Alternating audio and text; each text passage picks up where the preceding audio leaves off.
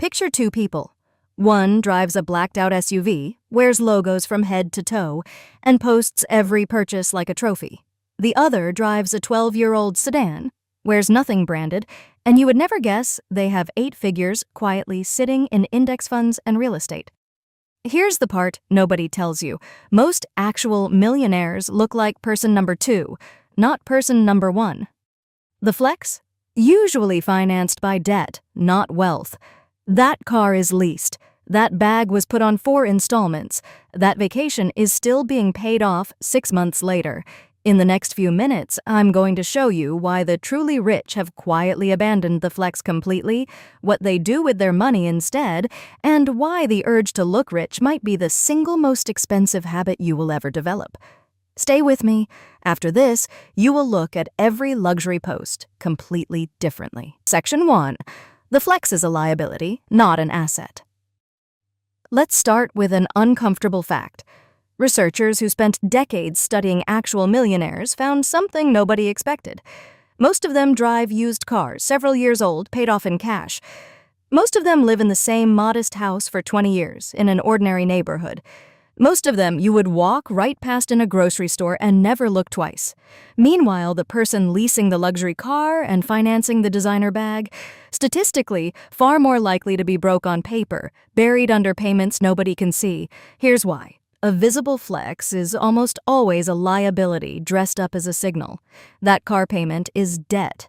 That bag was financed over 4 installments. That trip was put on a card with an interest rate higher than any return you'll ever earn investing. The tragic part is the flex works exactly as intended. It makes broke people look rich, and it makes rich people look completely ordinary. And once you start chasing the signal instead of the substance, you're now playing a game where the only way to keep winning is to keep spending. Forever, with no finish line. There's a second cost nobody talks about. Visibility invites attention. Attention invites requests. Family members who suddenly need a loan. Friends who assume you'll cover dinner every time without asking. Acquaintances who see the car and quietly decide you're an easy target for a business opportunity. Every visible dollar is basically an invitation for someone else to ask for a piece of it. The people who actually build wealth figured this out early, often the hard way. Silence isn't modesty. Silence is a defense mechanism, and it's one of the most underrated financial tools that exists. Section 2. Why the rich started hiding. So if flexing doesn't build wealth, why did an entire generation get obsessed with looking rich in the first place? Social media. It rewards visible signals, not real numbers, because real numbers don't fit in a 15-second video. Nobody can see your brokerage account, so the car, the bag, the vacation photo becomes the proxy for success.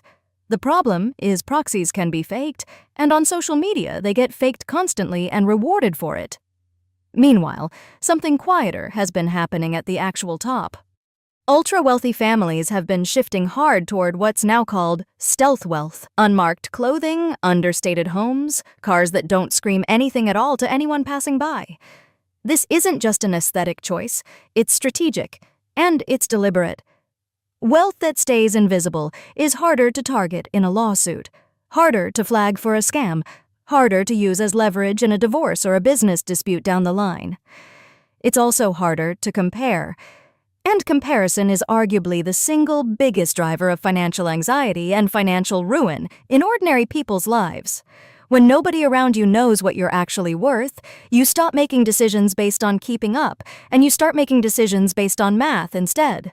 There's a quieter emotional reason too, one that rarely gets mentioned. When your wealth is loud, every relationship in your life gets a little bit more complicated. People treat you differently, whether they mean to or not. They ask for things, they resent you, or they flatter you, hoping for something eventually. The genuinely wealthy people worth studying describe going quiet as the exact moment their relationships finally became honest again. Invisibility isn't hiding from success. It's protecting it deliberately on purpose. Section 3. What they do instead. Here's where it gets actionable. If the truly wealthy aren't spending on visible status, where does the money actually go? Ownership, index funds, rental property, equity in a business they've built or bought into slowly over years. Assets that compound quietly in the background while looking from the outside like absolutely nothing is happening at all. That's the part that feels boring. And that boredom is the entire point of the strategy. Compounding doesn't need an audience to work, and it never has. A $400,000 portfolio sitting in boring index funds looks like nothing on Instagram. It also, 20 years later, looks exactly like financial freedom. The wealthy do spend money, just not on signaling to strangers.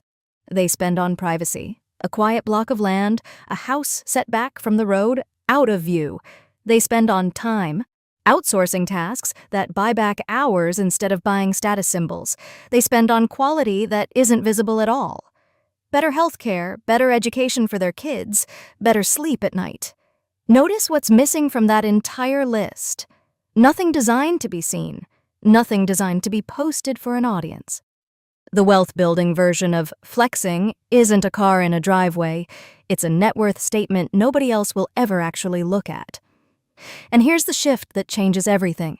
Once you stop measuring your progress by what other people can see, you start measuring it by what's actually growing underneath. That single shift in what you're optimizing for is the real difference between looking rich and quietly becoming rich. Nobody claps when your portfolio crosses a milestone. Nobody films it. There's no audience for a rising account balance, and that's exactly why so few people are willing to stick with it long enough for it to actually work. Section 4. The middle class flex tax. Now, let's talk about what this costs the average person, because the numbers here are genuinely brutal. Financing a car to look successful commonly adds tens of thousands of dollars in interest over its lifetime, money that could have gone straight into an index fund instead and compounded for decades. Credit card debt taken on to fund an image, a vacation, a wardrobe upgrade, a keeping up purchase carries some of the highest interest rates in all of consumer finance. None of that builds anything at all. It's pure signal, purchased at a steep premium and paid for with money that should have been compounding quietly in the background. Call it the flex tax, the invisible surcharge the middle class pays every single month to look like something they haven't actually built yet. And here's the cruel irony hiding underneath it all. The people who are actually rich have almost entirely opted out of paying this tax. They're not richer because they earn dramatically more money in every single case. Often they're richer simply because they refused to pay for the appearance of wealth and redirected every one of those dollars straight into ownership instead. That gap compounds quietly, year after year. The flex taxpayer stays exactly where they started, trapped on a treadmill of payments. And the ownership investor quietly, invisibly, pulls further and further ahead, without anyone ever noticing it happening. Run the math over 20 years, and the gap stops looking small. It starts looking like the entire difference between retiring on your own terms and working well past the age you ever wanted to. So here's the real takeaway from all of this. Nobody is coming to hand you a trophy for looking successful. The car, the bag, the trip. None of it shows up on a net worth statement ever. What actually shows up is what you own. Starting today, try running every purchase through one simple filter. Is this an asset or is this a signal? Signal fades the moment you stop paying for it, every time. Without exception, assets keep compounding whether anyone is watching or not, quietly in the background for years. You don't need to look rich this year. You need to quietly, boringly, consistently become rich instead. And let everyone else keep guessing what you're actually worth. That's the real flex. If this shifted how you see money, subscribe, because we break down exactly how this game actually works every single week.